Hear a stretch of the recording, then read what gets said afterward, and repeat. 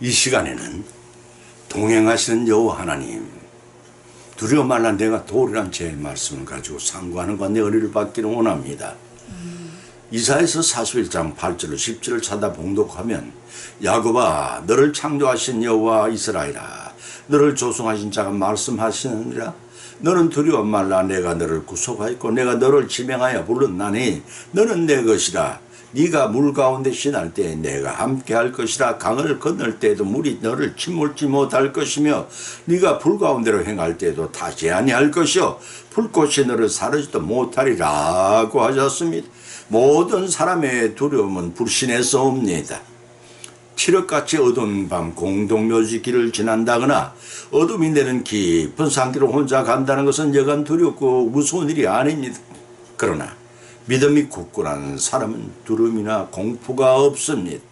왜냐하면 천지를 지으신 하나님께서 우리의 길을 항상 동행하시고 보호하시기 때문입니다.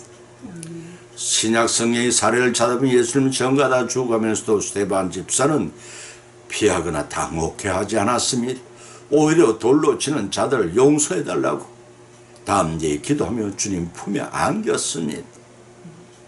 오늘의 본 말씀은 두려워하는 이스라엘 백성들에게 그들의 위치와 신분이 어떤 것을 상기시켜주고 있습니다. 그들은 분명히 하나님의 백성들입니다. 비록 하나님 백성이 불신앙의 죄로 바빌론의 포로가 되었을 때도 하나님은 그들을 잊지 않으셨습니다. 본문 10절을 봉독한 두려워 말라 내가 너희와 함께하면 놀라지 말라. 나는 네 하나님이 됨이라. 내가 너를 굳게 하리라. 참으로 너를 도와주라. 참으로 나의 어두운 손으로 너를 붙들리라 하고 하나님 말씀하셨습니다. 특히 본문 10절에서 말씀은 2000년 기독교회사가 진행되어 오는 동안에 낙심하고 고민한 성도들에게 크나큰 위로가 되는 구절입니다.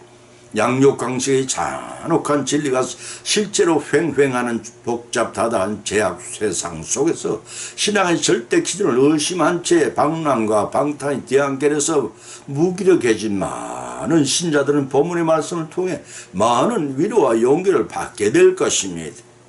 요한일서 4장 18절에 또 사도 요한이 사랑 안에 두려움이 없고 온전한 사랑이 두려움을 쫓아내나니 두려움에는 형벌이 있음이라고 하셨습니다. 타락한 인생들은 특별히 위대한 상황을 당하지 않더라도 그 마음에 자리 잡고 있는 원죄의 죄악생 때문에 죄의식과 불안과 그리고 공포를 느끼게 됩니다. 이제 본문을 통해 우리가 어떠한 상황의 피차에 풍성한 은혜를 받는 길이 무엇인지 상고하는 가운데 피차여 성령님의 은혜로 깨닫고 은혜 받는 귀한 시간이 되시기를 예수님의 이름으로 축원을 드립니다. 저들은 함께 하리라고 하셨습니다. 믿음직한 사람이 곁에 있어도 안심이 되는데 하물며 천지 만물을 지으신 그 오늘날 창조 섭리를 통치하시는 전능의 하나님이 함께 하신다는 축복이겠습니까? 여호수아서 1장 9절 중하반절을 찾아보면 담대하라. 두려워 말라. 놀라지 말라. 네가 어디를 가든 네 하나님 여호와가 너와 함께 하라 하셨고 마태복음 28장 20절에서는 내가 너에게 분부한 모든 것을 가르쳐 지키게 하라. 볼지어다 내가 세상 끝날까지 너희와 항상 함께 있으리라. 성천하시기 직전 예수님께서 말씀하셨습니다. 이와 같이 하나님께서 함께 하신다는 이유는 본문 8절과 10절의 상반절에서 밝히고 교훈하고 있습니다. 그러나 나의 종 이스라엘아 나의 택한 야곱아 나의 벗 아브라함의 자손아 내가 땅끝에서부터 너를 붙들며 땅 모퉁이에서부터 너를 부르고 네게 이르기를 너는 나의 종이라 내가 너를 택하고 실어버리지 아니하였노라. 두려워 말라. 내가 너와 함께 함이라 하고 하셨으면 이런 본문 8절 서두에 그러나라는 뜻은 아무리 어려운 상황 가운데 있을지라도 결코 하나님은 백성을 하나님의 백성을 해치지 못한다는 사실을 암시해 주는 접속어입니다. 로마서 8장 35절 37절 말씀입니다. 이는 사단의 세력의 연합 전선을 펼치라도 하나님의 계획은 지연됨이 없이 강력하게 추진된다는 암시인 뜻도 갖고 있습니다. 본문 9절에서 나의 종 이스라엘 나의 택한 야곱아 나의 자손 아브라함아 라는 의미는 비천한 신분을 가진 자라는 뜻이 아니라 하나님의 구원사에게 부르심을 입은 존재로서 특별히 구별된 신분임으로써 오늘의 택한 백성들로 이에 해당된다고 하겠습니다. 이는 하나님이 친히 구별하셔서 매우 가치 있는 존재로 인정받았다는 뜻으로 이스라엘 백성은 야곱이라 호칭한 것이 허물 없는 대화를 자연스럽게 나눌 수 있는 다정한 친구 사이를 나타날 때 아브라함이라는 호칭을 사용하고 있습니다. 이 호칭은 하나님의 언약을 상속받았음을 상징합니다. 때문에 이 호칭이 사용된 이 구절은 이스라엘 민족이 타 민족과는 다르게 하나님의 언약을 받은 민족으로 하나님과 매우 친밀하고 특별한 관계에 있음을 강조한 뜻이기도 합니다. 동시에 오늘날이 하나님을 섬기는 성도들에도 영적인 이스라엘임을 확증하고 인정하는 말씀이라 하겠습니다.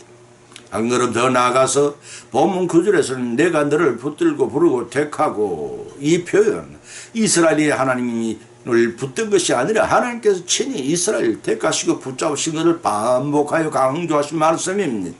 이는 이스라엘과 맺은 하나님의 언약은 절대 파괴할 수 없는 영원 불변의 것임을 암시합니다.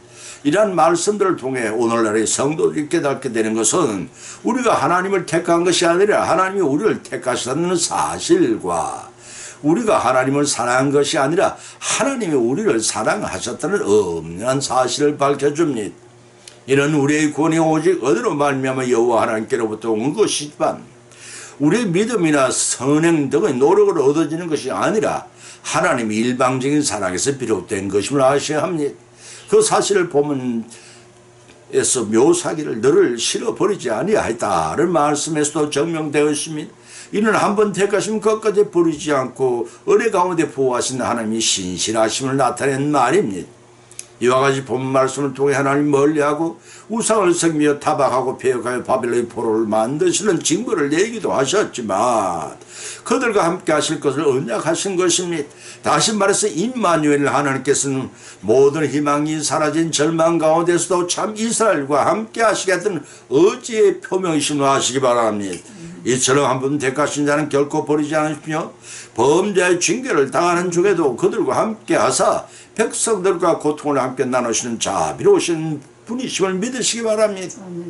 동시에 만일 우리가 행한 대로 처벌하신다면 아무도 무사할 사람은 이 세상에 한 사람도 없을 것이라는 엄연한 사실에 감사와 찬미와 영광을 돌리지 않을 수가 없는 것입니다.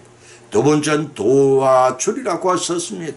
이 세상의 그 모든 사람들은 남을 도와주기보다는 남이 자기를 도와주기를 더 바라고 있습니다. 이만큼 세상에 강팍해 간다는 징조일 것입니다. 특별한 경우 도와준다고 할 때는 반드시 어떤 조건을 내세운 후에 도와주는 것이 오늘날의 세태라 할 것입니다. 절대로 거저 도와주는 경우를 찾아보기 힘들 것입니다. 그런데 우리 하나님께서는 본문 10절 중반절에서 놀라지 말라. 너는 내 하나님이 됨이라. 놀라지 말라. 나는 내 하나님이 됨이라. 내가 너를 굳세게 하리라. 참으로 너를 도와주리라. 일방적인 선포라고 계십니다. 그 하나님은 전지전능하셔서 원하시면 성취하지 못할 분이십니다. 그는 원하셔서 말씀을 우주 만물을 창조하셨고 만물을 통치한 대리권자로 인간을 만드셨지만 태초에 사람 아담의 선악과 범죄로 더럽혀진 하나님과 원수된 관계가 된 것입니다. 그럼에도 불구하고 사람들을 사랑하사 독생자를 내보내주시고 예수님께서 천국 복음을 전파케 하는 동시에 원하셔서 문둥병자를 비롯한 각종 질병을 완치시켰었으며 원하셔서 우리를 대신해 육신을 입으신 성자 예수님께서는 대속의 십자가를 지심으로 우리를 구원하셨습니다. 사흘 만에 죽은 자 가운데 부활하신 예수님께서는 하나님 우편에서 믿는 자들이 한 사람도 나고함이 없이 모두 다 천국에 들어오기를 중보 기도하시며 우리가 위급한 상황이 구원의 손을 내밀 때 언제나 즉시 손길을 내밀어 구원해 주는 사랑의 하나님이십니다. 때문에 성도가 위급한 때뿐만 아니라 경제적인 어려움에 처했을 때나 질병으로 고생할 때나 공고한 환난 가운데서 우리를 눈동자처럼 지켜주신 구원의 하나님이십니다. 사랑하는 성도 여러분이나 어리석은 종이나 세상의 접수공권을 태어나게 하셨습니다. 아무것도 지르고 나온 것이 없지만 귀히 여기서 하나님은 우리를 먹이시고 입히시고 평안한 잠을 잘 수 있도록 재워주시고 신선한 공기와 물과 택을 항상 공급하시고 식물을 공급해 주시지 않는다면 우리는 촌시도 생존할 수가 없습니다. 태어나게 하신 것도 주님의 더 심한 생존의 책임을 지시는 신실하시고도 진실하신 하나님의 은총의 감사와 찬미를 돌리지 않을 수가 없습니다. 그렇다면 불신자들에게 유산 은혜를 베푸는 것이 어떻게 된 일이냐고 묻는다면 가라지가 함께 자라게 두는 이유와 같다고 하겠습니다. 가라지를 뽑다가 알곡까지 뽑을까 염려함이라 하신 후 그 질문에 마태복음 13장 30절에서 대답하시기를 둘 다 추수 때까지 함께 자라게 두어라. 추수 때 내가 추수꾼에게 말하기를 가라지는 먼저 거두어 불사르게 단으로 묶고 곡식은 모아 내 곡간에 넣으라고 하셨습니다. 이 대목에서 중요하게 깨닫게 되는 것은 우리가 축복과 은혜를 받을 준비가 되어 있느냐는 것입니다. 세상 것들로 가득 채워져서 주고 싶어도 줄 수 없다는 믿음의 환경을 만들지 말아야 할 것입니다. 사랑하는 성도 여러분, 여러분이 오늘날까지 하나님으로부터 도와주리라 하시는 음성을 몇 번이나 들으시고 몇 번이나 도움을 받으셨는지요? 본문의 말씀을 통해서 바벨론에 잡혀가서 포로 생활을 할 때 하나님께서 패역한 이스라엘을 향해 내가 도와주리라 하신 말씀이 죄악 세상에서 신음하고 있는 우리 성도들에게도 같은 소망의 말씀을 하고 계신다는 사실을 믿으시기 바랍니다. 어떤 역경과 환난과 고통 속에서도 하나님을 믿고 찬양하며 전성을 향해 나갈 때 도와주심을 잊고 성령의 면류관으로 모두 받아 쓰시는 축복이 임하시기를 예수님의 이름으로 간절히 축원을 드립니다. 세 번째는 오른손으로 붙들리라고 하셨습니다. 하나님의 오른손은 왕권을 상징하는 지팡이 호를 쥐는 손이시오 천상천하의 통치를 지니신 전지전능하신 권능의 오른손을 상징합니다. 본문 10절 하반부로 보면 참으로 나의 의로운 손으로 너를 붙들리라. 시편 48편 10절에 또 있습니다. 보라 네게 노하던 자들의 수치와 욕을 당할 것이요 너와 다투던 자들이 아무것도 아닌 것 같이 허무한 것이 될 것이며 멸망할 것이나 네가 찾아도 싸우던 자들을 만나지 못할 것이요 너를 치는 자는 아무것도 아닌 것 같이 허무하게 되리니 이는 나 여호와 하나님이 네 오른손을 붙들고 네게 이르기를 두려워 말라. 내가 너를 도우리라 할 것이라고 굳게 언약하신 것입니다. 이 예언은 메시아 초림 때 따른 복음의 영적 성리와 재림에 관한 종말론적인 성리를 복합적으로 예언한 내용이라 해도 무방할 것입니다. 본문 11절 수치와 욕을 당할 것이라는 뜻은 이스라엘 백성이나 성도들을 개인이 정복당하고 멸망당했던 것처럼 대적들도 수치와 욕을 당하리란 당연한 결과를 강조하고 있는 말씀입니다.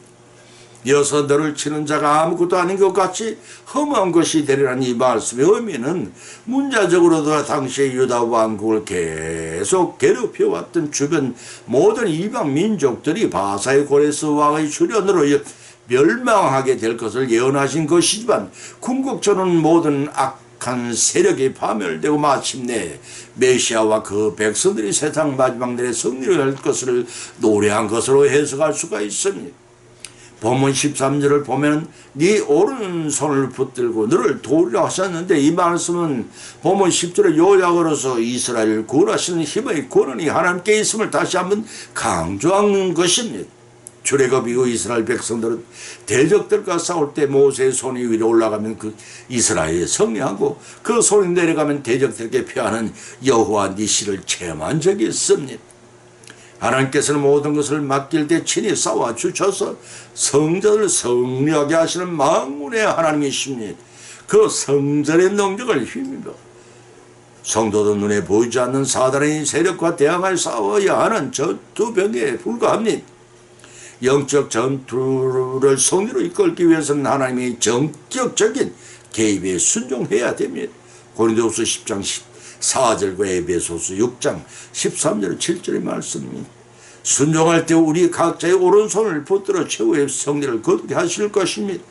이런 믿음으로써 하나님께서 오른손을 붙들어 주신 은혜를 받고 개가를 부르며 천상을 향해 가시는 여생의 모두 되시기를 예수님의 이름으로 간절히 축원을 드립니다.